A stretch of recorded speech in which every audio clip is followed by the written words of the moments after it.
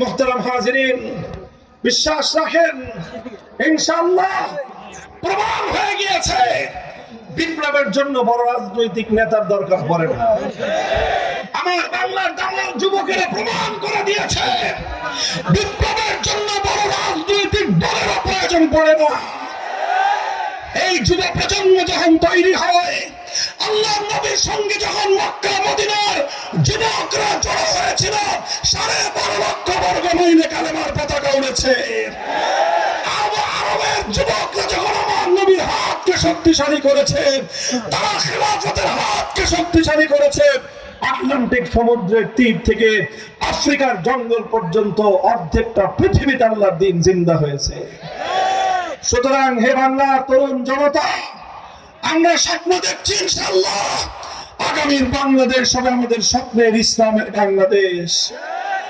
আমরা এতদিন শুধু আল্লাহর কোরআন পড়েছি, কোরআন শুধু শিখেছি, কোরআনের শুধু ব্যক্তিগত জীবনের আদর্শ আমরা অনুসরণ করেছি।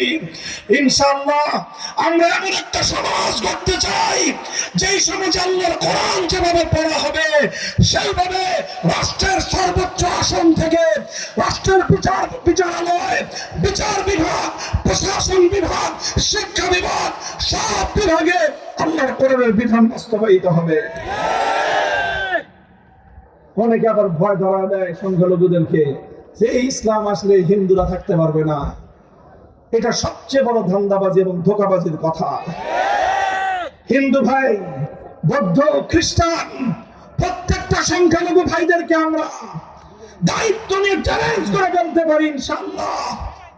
মনে রাখেন আপনারা, ইসলাম নতুন দেশ, বাংলা ইসলাম পৃথিবীতে নতুন আসে নাই। 1000-এর বেশি বছর, কত 1000 বছরের চেয়ে বেশি সময় অর্ধেকটা পৃথিবী শাসন করেছে ইসলাম। ইসলামের এই শাসন আমলে কোন অমুসলিম কোনদিন অধিকার হারা হয় না। আপনাদেরকে নিয়ে, সংখ্যালঘুদেরকে নিয়ে অন্যরা ধান্দাবাজির রাজনীতি করে, রাতের অন্ধকারে কাল্লাগিনি হয়ে ছবল মারে, দিনের বেলায় ওজা হয়ে ঝাড়তে আসে। রাত্রে যেই বেটা আগুন দিছে, দিনের বেলা আসে কান্দে। এই ভাওতাবাজি হয়েছে এতদিন পর্যন্ত হিন্দুদেরকে নিয়ে। এখন আর নাটকের নায়িকাও নাই, এখন আর হিন্দুদের মন্দিরে আগুনও নাই। এখনো যদি আপনারা না বুঝেন, তাহলে কবে বুঝবেন আর বলেন? 5ই আগস্টের পর এদেশের আলেম ওলামা, মাদ্রাসার ছাত্ররা রাতের ঘুম কামাই দিয়ে বাংলাদেশের এক একটা হিন্দুদের মন্দির, এক একটা প্যাগোডা, এক একটা গির্জা পাহারা দিয়েছে। কারণ তখন দেশের আইন শৃঙ্খলা বাহিনী অকার্যকর ছিল। ওই সুযোগে